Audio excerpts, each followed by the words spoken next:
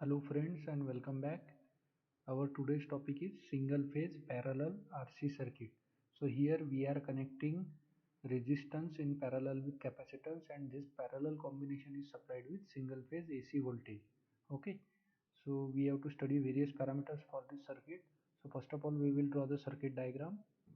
So friends, our circuit basically consists of R and C, and they are connected in parallel, and this combination is supplied with single phase AC voltage, which is indicated by V. Now as soon as we turn on this power supply, some current starts to flow through this circuit. This current is called as current I.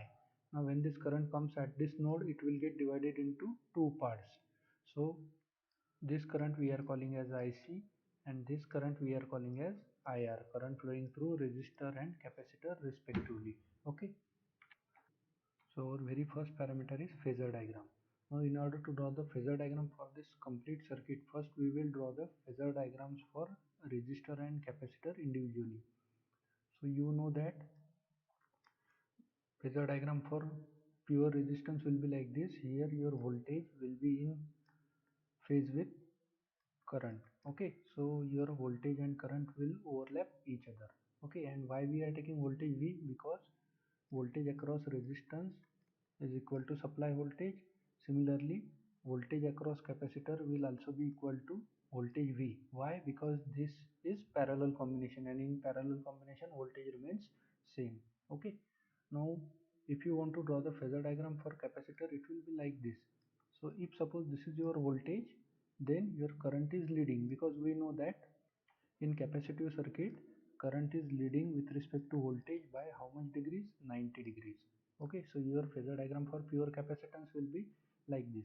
And again, one thing you have to remember, why we are taking this voltage on x-axis only? Because remember, when you are drawing phasor diagram for any circuit, the parameter which is common to all the components should be taken on x-axis. So here for resistance as well as capacitance, your voltage is common, so therefore we are taking voltage on x-axis.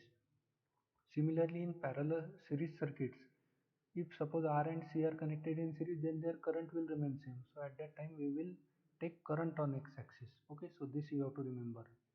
Now we have to draw the phasor diagram for complete RC combination. So we will overlap these two phasor diagrams on one another, then you will get the complete phasor diagram. Okay.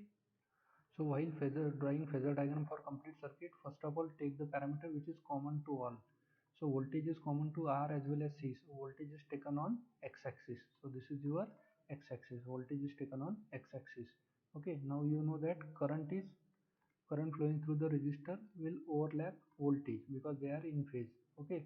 And for capacitor, your current will be leading by 90 degrees. Okay, so we have overlapped these two phasor diagrams. Okay, now we have to find out the phasor diagram for total current I. Okay, so if you look at this, what you will find out, that current I will get divided into two parts, IC as well as IR. So if we do the addition of IC and IR, we will get I. Okay, so but IC is on y axis, IR is on x axis. So what you have to do, we have to take their phasor addition. Okay, so how this is possible diagrammatically? So for that purpose, the point at which IC ends, from that point you have to take horizontal projection.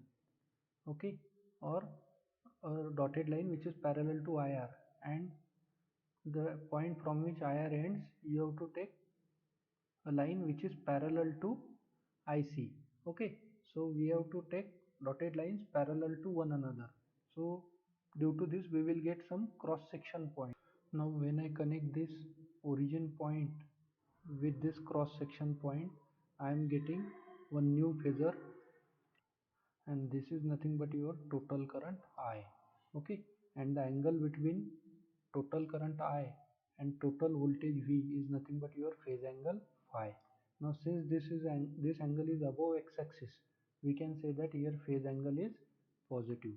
Okay, and if you look at this, here your current will be leading and voltage is lagging. How you can identify? So just you have to put a clock over here.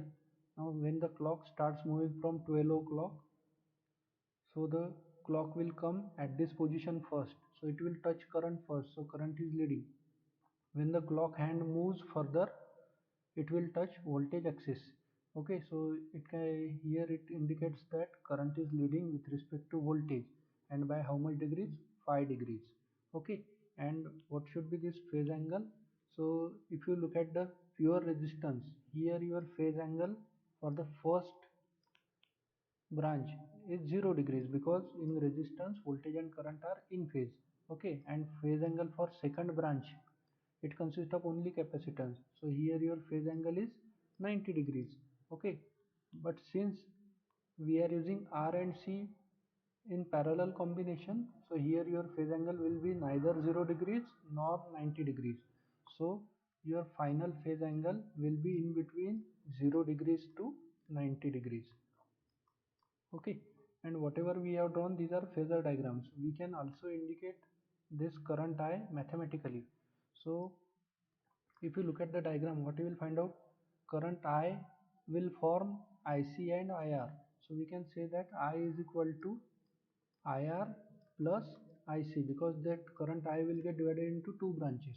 Okay, but if you look at the phasor diagram, what you will find out, IR is on x-axis whereas IC is on y-axis, so we cannot directly add them, means algebraic addition is not possible. So here we will do phasor addition or vector addition, so you have to use bars. So what does this bars indicate? That IC and IR are not on similar axis, means we are using phasor addition. Okay, so if you want to remove bar, you can take squares on each term. Okay, so IR square plus IC square, so this is equal to I square. And if you want to find out what is I, so take square root on the right hand side. So what you are getting, IR square plus IC square. Okay, so this is your current, final current I.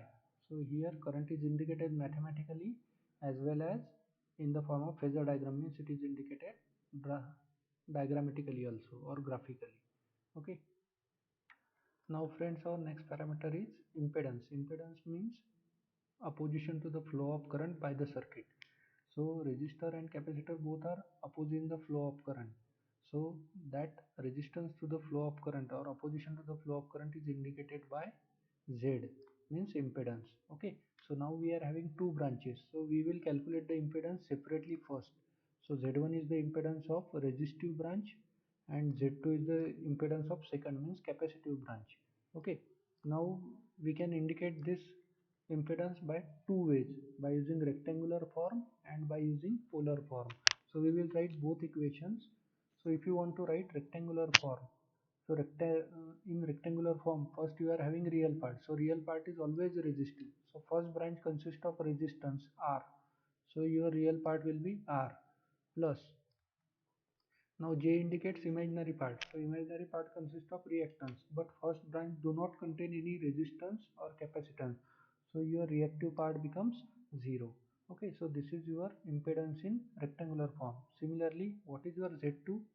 Now Z2 branch only consists of capacitance, means real part is always resistive, so no resistance means 0 resistive part.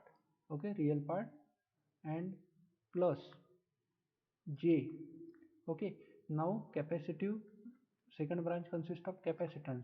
So what is your capacitive reactance? Capacitive reactance is indicated by minus sign and inductive reactance is indicated by positive sign. So what you are getting, minus Xc here. Okay, so this is your resistance, sorry, impedance for first and second branch. Now this is in rectangular format. Now we have to convert this into polar format. So polar format consists of two parts. First magnitude, so magnitude of first branch, first impedance, and angle of first impedance. Okay, similarly, what is Z2?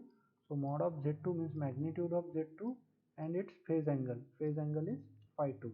Okay, now find out this magnitude and phase angle. So we have to use formulas. What is your magnitude? Magnitude is nothing but square root of real part square and imaginary part square. So real part square is R square and imaginary part square is 0 square. Okay, so this is your magnitude. Similarly, magnitude for second branch, mod of Z2 will be what? Real part square, so 0 square plus what is imaginary part? Minus Xc, so it's square. Okay, And now what about phi 1 and phi 2? So formula for phi 1 is what? Tan inverse of imaginary part. Now what is imaginary part over here? 0. 0 upon the resistance, real part. Okay, what is the angle here? Tan inverse of imaginary part. What is imaginary part? Minus xc. Okay, divided by what is real part? 0. Okay, so this you are getting. So solve this. So square of r square and square root will get cancelled. So what you are getting? R. Okay, and what is the angle? Tan inverse of 0 upon r. So 0 upon anything is 0. So tan inverse of 0 is what? 0 degrees. Okay, similarly what you are getting here? Minus x square become plus x square. So this square and square root will get cancelled. So what you are getting? Xc you are getting at an angle. Now tan inverse of minus xc upon 0. So this becomes anything upon 0 is infinity. So minus infinity you are getting. So tan inverse of minus infinity is what? Minus 90 degrees. Okay. So in this way you have got the impedance in rectangular form as well as polar form. Okay, so Z1, Z2 are now available in rectangular as well as polar form. Now what is the need of this? So one thing you have to remember, if you are multiplying or dividing two quantities, then you have to use polar form. Okay, and if you are adding or subtracting two quantities, then you have to use rectangular form. Okay. Now what is our overall impedance? So Z is what? If you look at the diagram, what you will find out? First and second branch are in parallel. So Z1 parallel to Z2. So what is your impedance? Z1 multiplied by Z2 upon Z1 plus Z2. Okay, so in the numerator you have to multiply, and in the denominator you have to add two quantities. So for multiplication we will use polar form, and for addition we will use rectangular form. So put the values what you are getting. So this you are getting. So in the numerator we are using polar forms. So when you are multiplying, so magnitude must be multiplied. So what are the magnitudes? R and xc. So R multiplied by xc you are getting. Magnitudes are multiplied, but what about angles? So angle cannot be multiplied or divided. So when you are doing multiplication you have to add the angles. So 0 degree plus minus 90 means 0 minus 90 we are getting. If you have done division, then you have to add, subtract the angles. Okay, and what about denominator? So again we are having real parts. So real parts are r and 0. So real parts should be added. So r plus 0 we are getting r, and imaginary parts should be added. So j0 minus jxc means what we are getting? R minus jxc we are getting. Okay, so what is this? R into xc, and what is the angle? 0 minus 90 means we are getting minus 90 degree we are getting. Okay, and this is R minus jxc in the denominator. So this equation we are getting. Now we have to divide first quantity with second quantity, and here we know that while doing the division you have to use polar form. Okay, so numerator is already in polar form, we have to convert denominator in polar form. Okay, so how we can write that? Numerator we will write as it is, and now this r minus jx should be converted into polar form. So polar form will first consist of magnitude. So magnitude formula is what? Real part square plus imaginary part square. What is imaginary part? Minus xc. So square of minus xc is again plus xc. So r square plus x square. This is your magnitude. And what about angle? Tan inverse of imaginary part. What is your imaginary part? Minus xc. Okay, minus xc. And what is your real part? R is your real part. Okay, so you are getting the this equation. Okay, so now rxc and in root r square plus x square, this is your magnitude, and minus 90 and tan inverse of minus xc by r, this is your, these are your angles. So when you are doing divisions, what you have to do? Magnitudes must be divided. Okay, so what you are getting? Rxc upon square root of r square plus x square. So this is your overall magnitude of what? Z. Okay, and what about phase angle?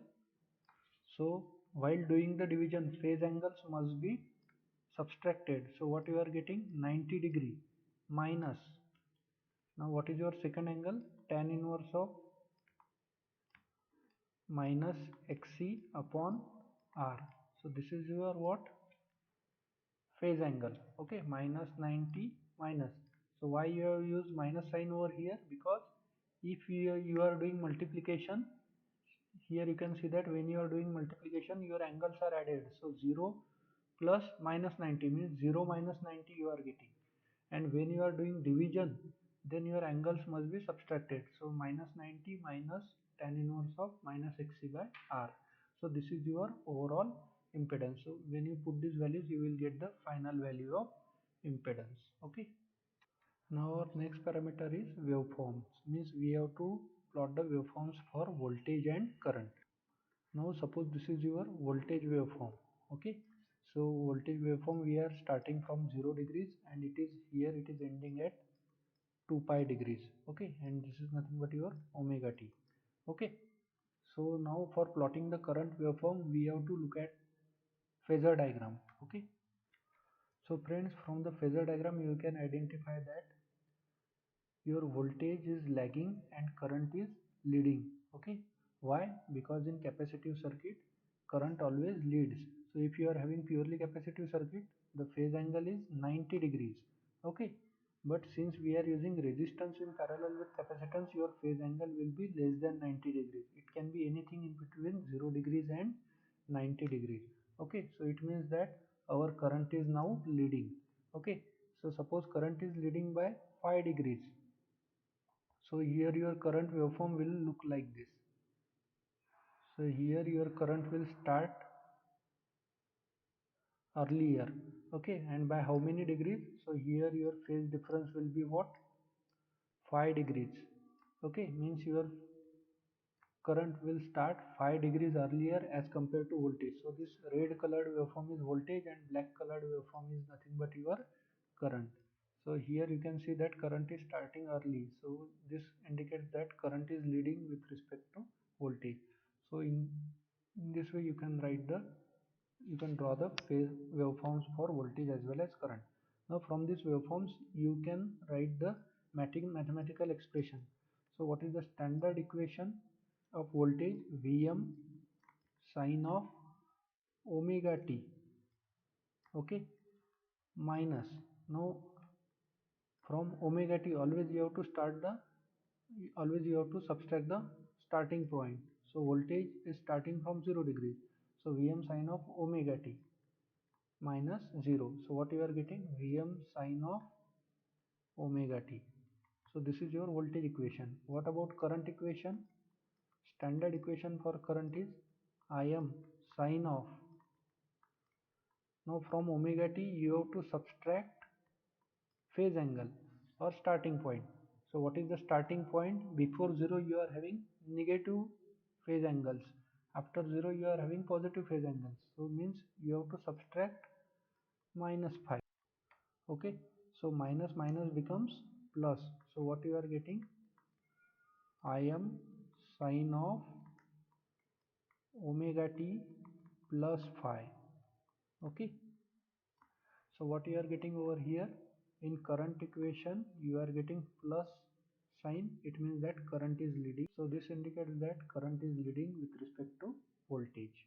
Okay, so we have represented voltage and current in the form of diagrams as well as mathematical expressions we have indicated. Okay, and now we will look at the final parameter and very important parameter, power factor.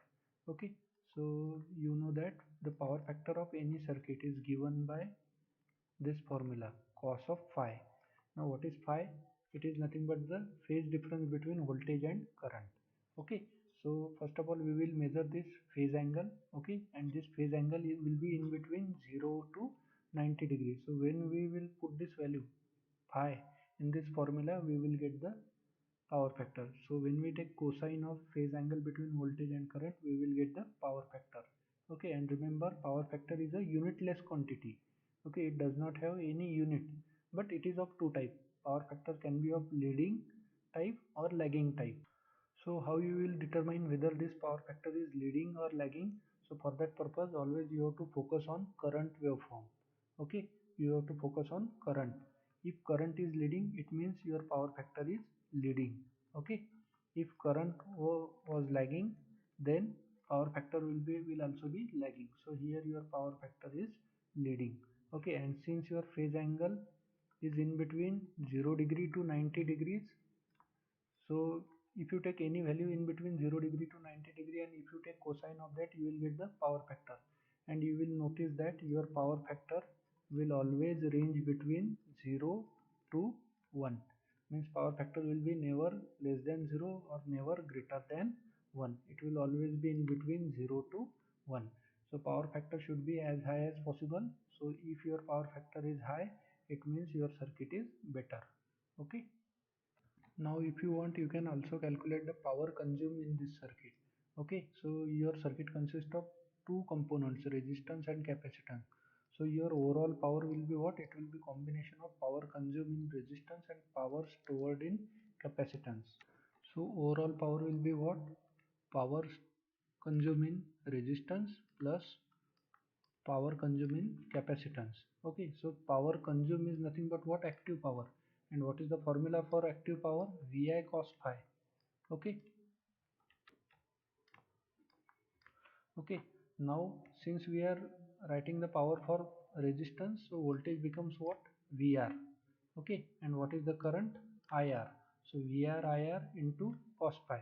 And what is the power consumed in capacitance? It is nothing but VC into IC into cos phi. Okay, now what is the phase angle for this is for what? This is for what? Pure resistance. And this is for what? Pure capacitance. Okay, now what is the phase angle for pure resistance? So it is nothing but VR into IR into cos of 0 degrees, because phase angle is 0 degree. Okay, and what about this? VC into IC. And what is the phase angle for pure capacitance? It is 90 degrees. Okay, now if you calculate this, cos 0 becomes 1 and cos 90 becomes 0. Okay, so what you are getting over here? VR into IR multiplied by 1.